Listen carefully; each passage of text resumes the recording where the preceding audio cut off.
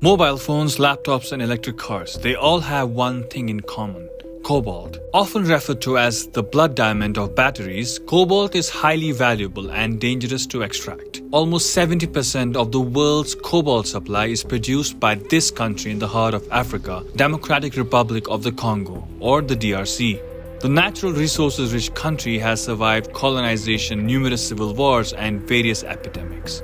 For years, Eastern DRC has been beset by conflict, with more than 120 rebel groups vying for control of the country's rich mineral resources, thus impeding its growth and displacing millions. Among these groups is the M23 movement, or M23 Rebel faction, which DRC claims is supported by Rwanda but Kigali denies. A recent flare-up in armed conflict and violence between the Congolese army and M23 rebels, who have seized swaths of territory in the northeast, has put the country on the edge. Dozens have been killed and hundreds of thousands displaced since January, setting off a new wave of protests throughout the country. In February, protesters took to the streets, accusing the West of indifference towards the deteriorating security and escalating humanitarian crisis in eastern DRC. Demonstrations took place outside several embassies, with protesters burning US and French flags over the perceived failure of both nations to hold Rwanda accountable for allegedly supporting the M23 rebels.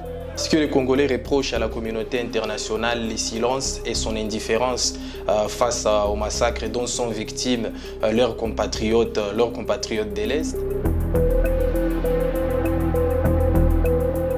Formed in 2012 by a group of soldiers from the Congolese National Army who participated in a mutiny, the M23 is an ethnic Tutsi-led rebel group. The Tutsi form about 2% of the Congolese population. M23 claims it's protecting the interests of the Tutsi living inside the DRC against a Congolese rebel group linked to the army, an ethnic Hutu extremist who perpetrated the 1994 genocide of Tutsi in Rwanda, when 800,000 Tutsis were killed within a span of 100 days. In November 2012, the group briefly took over Goma, the capital of the province of North Kivu, home to nearly 2 million people. A year later, a counter-offensive by the Congolese army and UN peacekeepers forced them to flee to Rwanda and Uganda. The conflict spiked again in late 2021 when the rebel group re-emerged, and it has since occupied major towns in the northeast, edging closer to Goma, which is a vital economic hub.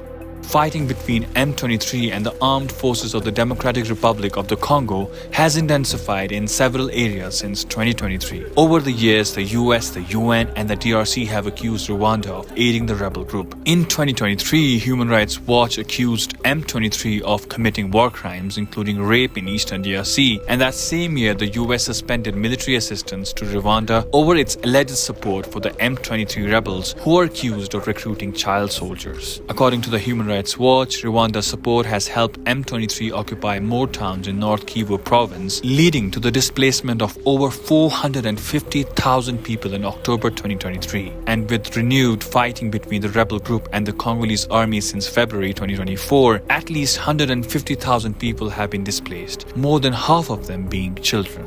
Kulikuwa masasi nandi ba M23 walifika bakelunguza manyumba bakebeba vitu atukubeba kitu bamwa balikosa batoto wengine bakekufa wengine bakeumia. In addition to supporting the rebel groups, Kinshasa has also accused Kigali of plundering and illegally smuggling minerals from its territory, another claim that Rwanda rejects. In 2023, the DRC's finance minister, Nicolas Kazadi, questioned Rwanda's billion-dollar worth of mineral exports in spite of Kigali having few mineral deposits. Despite its reported interference in the DRC, Rwanda continues to be seen as a donor darling for Western countries and still manages to bypass accountability.